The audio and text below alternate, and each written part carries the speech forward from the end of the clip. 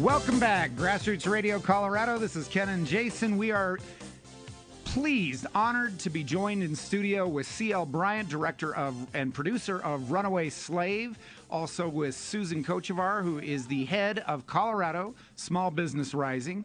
We've got a lot to cover, so let's just jump right into it. For those of you that don't know, you belong to the government, and you should be proud.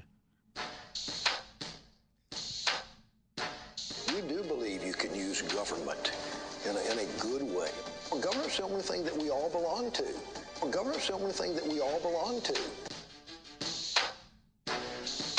From Revealing Politics, by the way. One of the themes put forth tonight at the convention was that we all belong to the government. How does it feel to belong to the government? It feels like one big happy family to belong to the government, because if we feel that way, we're more safer. We should feel the government should be able to help us and to be able to take care of us. We are all part of our community, a national community, as Americans. Feels great. I support that. It feels sincere. The only thing we all belong to is the government. How does that make you feel? We all do belong to the government if you're a U.S. citizen. We all belong to the government. How does that make you feel? That makes you feel united. We don't all necessarily belong to the same religion, but we all belong to the government. I absolutely believe that. Yeah, that we all belong to the government. Yeah. How does that make you feel? Like, are you excited about that? Yeah. Who knows? I haven't never had other feelings, so I can't tell you how it feels not to belong to the government. What does that statement like invoke in you, or does it make you feel excited, or Makes me feel united as an American. So how do you feel about the community message that we all belong to the government? Well, I believe that, but unfortunately the Republicans don't. I think regardless of where you grow up and regardless of where you live, you're going to be owned by someone at some point.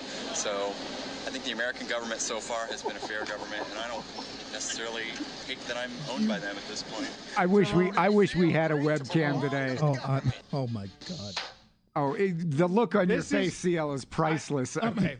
Somebody said this is a semantic thing. I actually saw a post on Facebook. It's a semantic thing. It is. But the problem is words actually have meaning.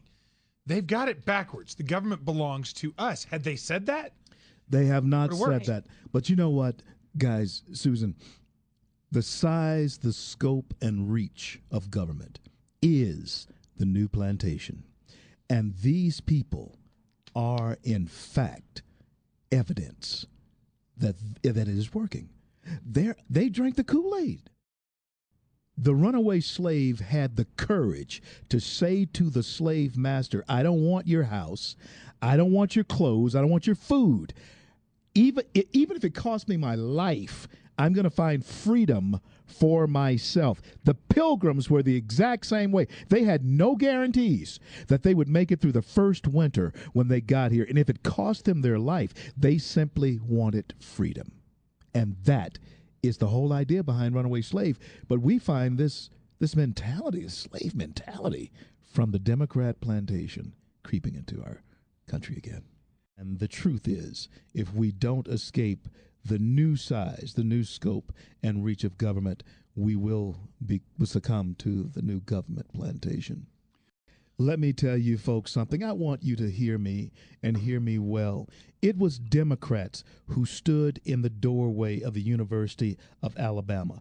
It was Democrats who supported Jim Crow and laws back in the 50s and 60s. It was Democrats who President Dwight D. Eisenhower had to send the National Guard in so that the Little Rock Nine could actually go to school there in Little Rock. All through history, it has been Democrats who have stood in the way of progress, and the hypocrisy of them claiming now that mantle when John F. Kennedy and Lyndon Johnson stood in the way of the first civil rights bill that Dwight Eisenhower tried to push through. This is the lie that black folks have bought into. Also, the progressive liberals have been much more successful at co-opting the black church than Republicans or conservatives. You get the pastor, you get his ear. He tells your rhetoric to the congregation, and then it becomes true.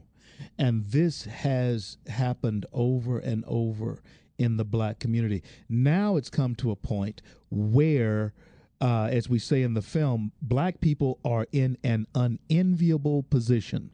They're taken for granted by one party and they're ignored by the other. Black liberation theology. And you know what? Tell us about that.